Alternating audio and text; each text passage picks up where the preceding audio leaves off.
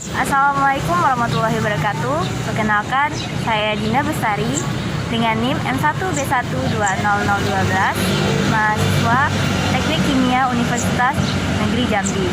Di sini saya akan menjelaskan mengenai sejarah dari Masjid Agung Al-Falah di Jambi. Al-Falah di Jambi itu merupakan masjid yang sering dikenal dengan sebutan Masjid Seribu Tiang, di mana sejarah berdirinya masjid ini sangatlah menarik.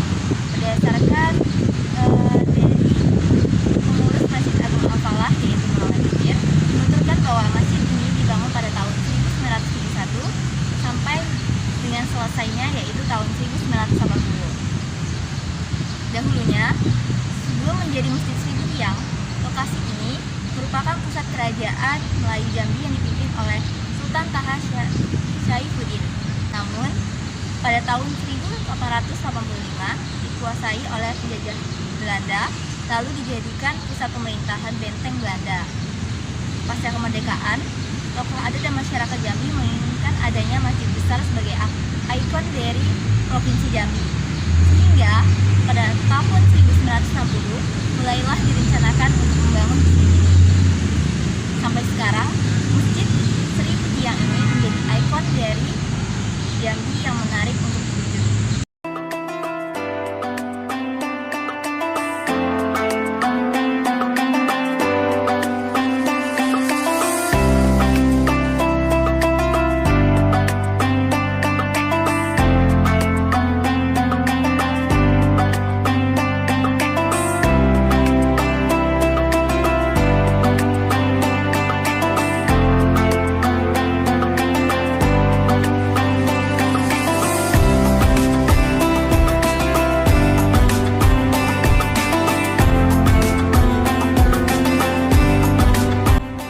Lokasi di mana Masjid Agung ini berdiri dulunya merupakan pusat kerajaan Melayu Jambi, yaitu Istana Tanah Pilih dari Sultan Taha Syaifuddin.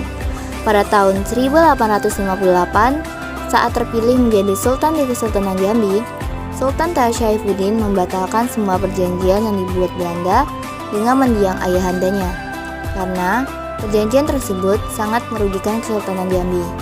Saat itu, Belanda sangat marah dan mengancam akan menyerang istana.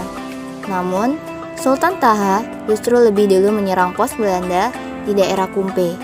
Pasukan Belanda melakukan serangan balasan dan membumi hanguskan komplek istana Tanah Pilih.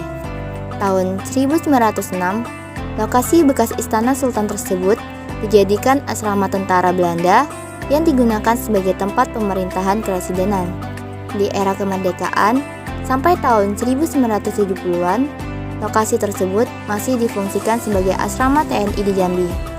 Pada awalnya, gagasan pembangunan Masjid Agung sudah mengemuka pada tahun 1960-an oleh pemerintah Jambi, beserta tokoh-tokoh Islam Jambi.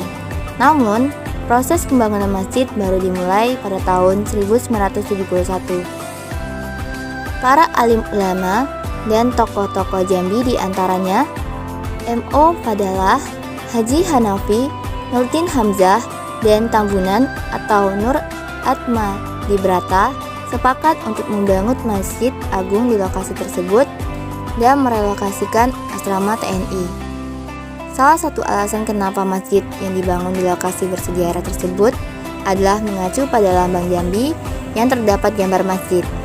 Masjid Agung Al-Falah Kota Jambi diresmikan penggunaannya oleh Presiden Soeharto pada tanggal 29 September 1980. Masjid kebanggaan warga Jambi ini berdiri di atas lahan seluas lebih dari 26.890 meter persegi atau lebih dari 2,7 hektar. Sedangkan luas bangunan masjid adalah 6.400 meter persegi dengan ukuran 80 meter x 80 meter dan mampu menampung 10.000 jamaah sekaligus. Sedari awal, bangunan Masjid Agung hingga sekarang tetap dipertahankan sesuai bentuk awalnya.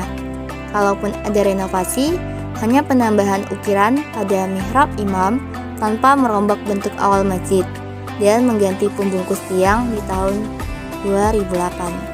Ketika masuk dan melihat Masjid Agung Al-Falah Jambi, masjid terlihat tidak memiliki jendela dan pintu. Itu sejalan dengan nama Masjid Agung Al-Falah agar tidak ada sekat yang membatasi ruang dalam masjid tersebut, seolah menyambut dengan ramah siapa saja yang ingin beribadah di dalam masjid. Selain itu, masjid juga terlihat lebih luas. Bahkan, masjid ini dikenal dengan Masjid 1000 Tiang. Lalu, apakah benar masjid ini memiliki jumlah hingga 1000 tiang?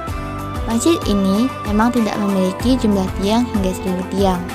Tiang di masjid ini berjumlah 288 buah.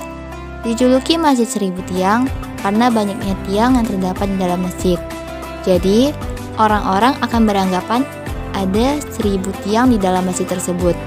Sekilas, Masjid Agung Al-Falah memiliki bangunan layaknya sebuah pendopo yang terbuka dengan banyaknya tiang di dalamnya. Tak hanya memiliki tiang beton, Masjid Agung Al-Falah juga memiliki kubah besar di atasnya.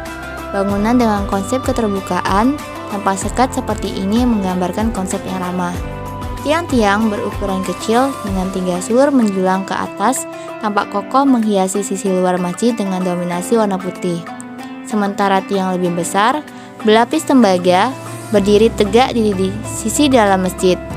Dibangun lengkap dengan kubah besar dan menara yang menjulang. Keseluruhan bangunan masjid ini menggunakan beton bertulang. Bila dilihat sekilas, jajaran tiang masjid berwarna putih yang ramping itu memiliki kemiripan dengan tiang-tiang Masjid Agung di kota Roma, Italia, yang dibangun jauh lebih dulu dibanding dengan Masjid 1000 Tiang ini.